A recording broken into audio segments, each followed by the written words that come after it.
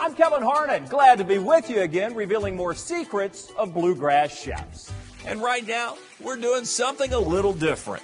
Our culinary journey has taken us across the Kentucky border to southern Indiana, where a group of local chefs are showcasing their talents and the bounty of farm-to-table ingredients available on the sunny side of the river. Produce, the fruits, the vegetables that we have. Leading the dinner is Chef Ming Pu, who's representing a trio of New Albany restaurants: Outcast Fish and Oyster Bar, the Exchange Pub and Kitchen, and Brooklyn and the Butcher.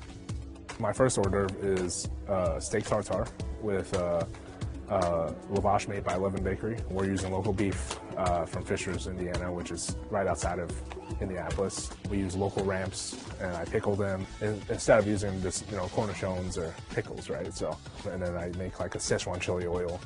In Szechuan region, they call it mouth-watering sauce because it tingles your mouth, but it's delicious. You want to keep eating it. So.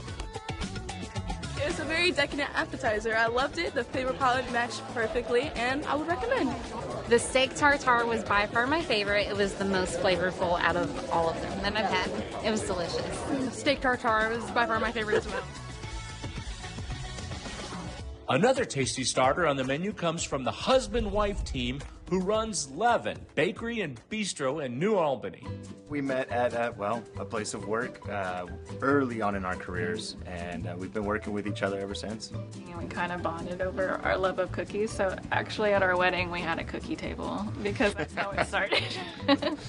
Zach and Kimberly Maxey grew up in California and then fell in love with Kentuckiana. We came out and visited for about a week, loved it, and then we moved a couple weeks after that as well, and we haven't looked back. Just fell in love with old school feel and the small town feel of New Albany. Now, locals are falling in love with them and their food. We're gonna do a roasted garlic crostini, and we're also gonna use that same roasted garlic and throw it in with some whipped ricotta, and then I've made some really nice French rillettes, pork rillettes. It's just essentially pork that's been cooked in, fat, and it's just really delicious, really salty. And then we've got a great bacon onion jam to kind of cut through everything, give it a little brightness, a little sweetness, and a little acidity to kind of cut through all that fat and that creaminess that goes along with it. The French pork with the red onions, it was very flavorful, very delicious. It was fabulous. And wait until you see what Kimberly has come up with for dessert. That's coming up. But first, it's a seafood appetizer from Ming Pu that showcases New Albany's Outcast Fish and Oyster Bar. So I'm doing a shiokoji cured scallop. Shiokoji is a Japanese, it's like a liquid that comes off of making sake. The shiokoji with the salt content kind of cures the scallop, so it's not all the way raw. Kind of like ceviche, it chemically cooks the protein that you add acid to. So the scallop I actually cut into nice little chunks, like dime-sized chunks. So you still have some texture, and still have a little bit of chew to pick up that scallop flavor. With that, I'm serving a sauce called tom kha. Tom kha is a Thai soup, tom kha gai, but I turned that flavor profile into, like a coconut red curry sauce. Oh, I'm a scallops lover, so it was very different with it being a little cool when you're used to it being warm, but it was delicious. These scallops melted in your mouth. They were really delicate, and the chili oil added a nice little kick to it, just helped elevate it a lot. For the main course, it's back to beef. Yes, meat and potatoes, yes. And this dish comes courtesy of Chef Scott Dickinson of 1816 Modern Kitchen in Corydon. 1816 is when Indiana became a state and Corydon was the capital of Indiana, so I wanted to pay homage to that with the name of the restaurant. I'm actually doing the entree. So tonight we're using a 3D Valley flank steak. I love Janet and what they're doing at 3D Valley Farms in DePaul, Indiana. So I wanted to do a mojo marinade on that flank steak just to kind of pound in some flavor into that good grass-fed beef. So mojo is a marinade. It's usually got some oranges, some jalapenos, some cilantro, onions.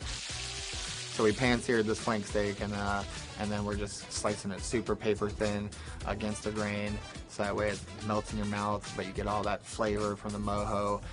We're doing it with a corn and ramp puree, so and then a carrot and potato mixture, fried mixture nest. One of our farmers, he grows Gypsy Organics. He grows potatoes and carrots for us, and then we take that and put it in a spiralizer and soak it in water to pull some of that starch out, and then fry it. Makes it look real pretty. You know, you gotta eat with your eyes. The beef dish was very well put together. The addition of the peppers was very nice. The beef and the potatoes and carrots with the pureed corn was fantastic. We couldn't have asked for anything better.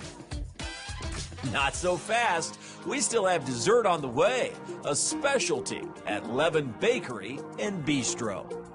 Our dessert is going to be a blood orange fruit tart with fresh berries and whipped cream. The crust is made with, it's called pâté sucré, and it just translates to sweet tart dough. It's filled with a custard that's made with blood oranges and sugar, and then you put fresh whipped cream and fresh berries on top of it. That was always something when I was a kid that was served a lot, and I always like to serve stuff that reminds me of childhood and things that people can resonate with a little bit. Wow, what a meal! And what a way to close out this edition of Secrets of Bluegrass Chefs. I'm Kevin Harnett for Tim Lear, and we'll see you next time.